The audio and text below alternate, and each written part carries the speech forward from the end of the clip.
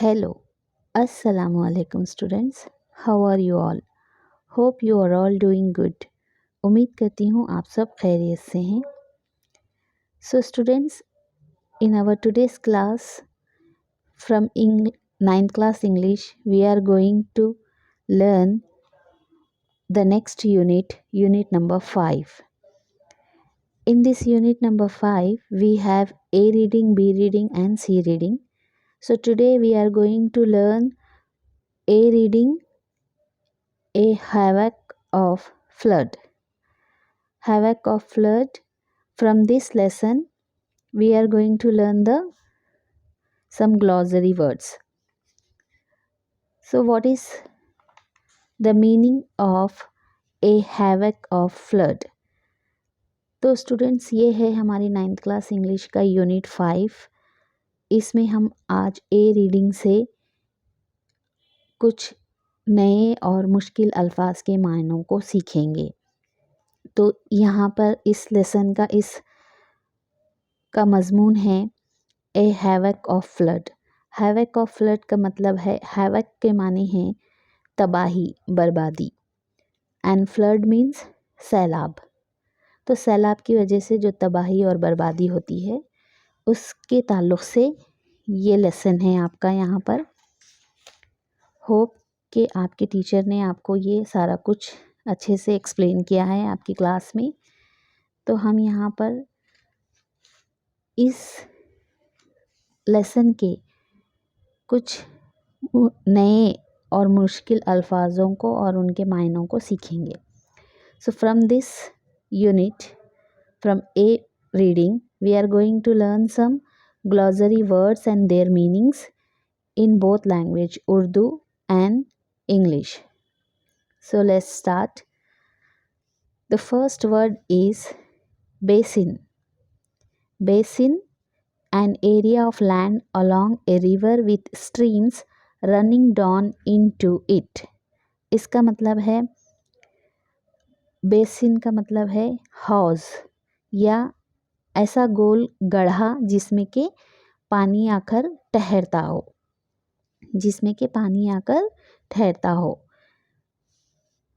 Next, name सेक. Name सेक, same name, मतलब हम इस्म, हम नाम. Next, dwelling. Dwelling, living, residing, यानी कि क़याम पजीर होना या रिहाइश करना. ग्लूमी. ग्लूमी, सैड, उदास होना.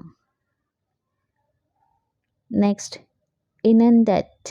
इनंडेट, कवर विथ वाटर और सबमर्ज, मतलब गर्क़ाब होना, डूब जाना या फिर भर जाना. Enormous.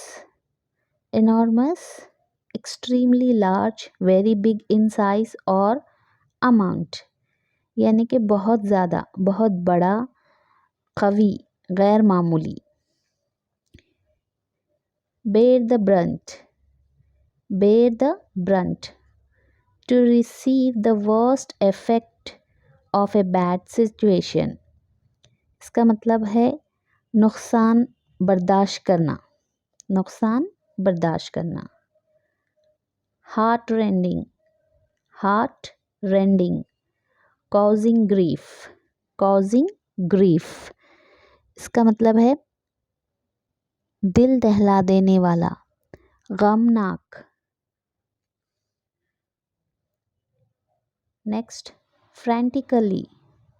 Frantically, in uncontrolled emotion due to fear or worry, यानी कि पागलपन, गैज़ व गज़ब की हालत में. Rescue. Rescue, safe from danger, यानी ख़तरे से बचाना, बचाव करना. Tributaries. Tributaries, a river or stream that flows into a large river. नदी या फिर माउन दरिया, ऐसा पानी, ऐसी दरिया जहाँ पे छोटी छोटी नदियों का पानी आकर जिसमें मिल जाता है। Next breach, breach to make a hole और एन ओपनिंग, शिगाफ, सुराख। Next groping, groping means searching यानी टटोलना, जैसे अंधेरे में कोई चीज़ ढूंढने की कोशिश करना या अंधेपन से जो चीज़ें तलाश करने की कोशिश होती है उसको बोलेंगे grouping, searching. Next pathetic pleat, pathetic pleat A pitiful, difficult and sad situation यानी कि दिल सोज, अफसोसनाक हालत। Catastrophe, catastrophe a sudden disaster that causes many people to suffer. आफत, अलमिया, सानहा, तबाही, catastrophe. Next is August, August filled with horror and surprise, हैरत ज़दा, हैरान कुन करने वाला, खौफ ज़दा करने वाला, आफत। engulf, engulf flow over, cover completely, immerse घेर लेना, वक्फ करना या निगलना या फिर लपेटना। Next rejuvenate, rejuvenate look more lively again यानी कि फिर से ज़िंदा, दोबारा जान डालने वाला, जिंदा दिल। शैक, शैक हट यानी झोंपड़ी।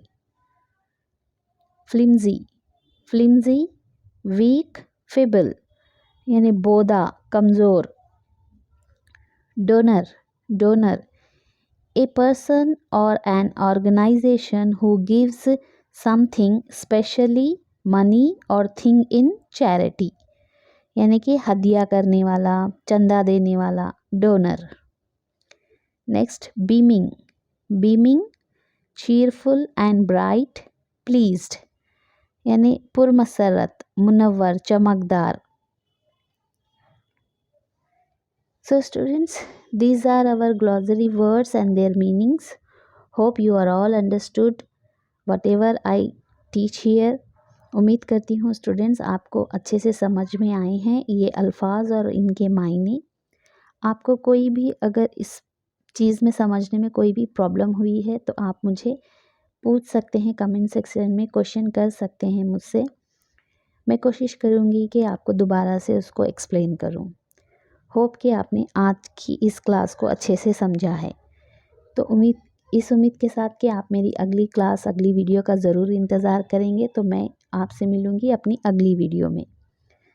Till then, goodbye to all.